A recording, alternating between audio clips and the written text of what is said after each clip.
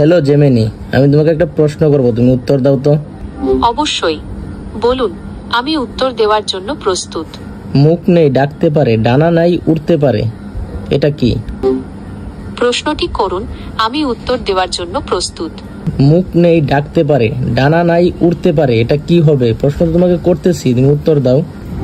এটা তো বেশ মজার ধাঁধা। আরেকটু ভাবার চেষ্টা করি। এটা কি ঘুড়ি হতে পারে? না জেমিনি, তোমার উত্তর হয় নাই, তুমি আমাকে সঠিক উত্তর দিতে পারতেছ না।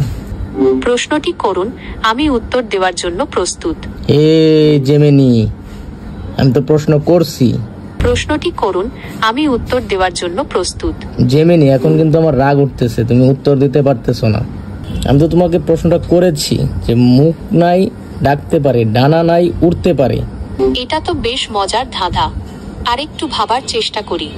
এটা কি ঘুড়ি হতে পারে? না জেমিনি, তুমি পারো নাই, তুমি চুপ করো।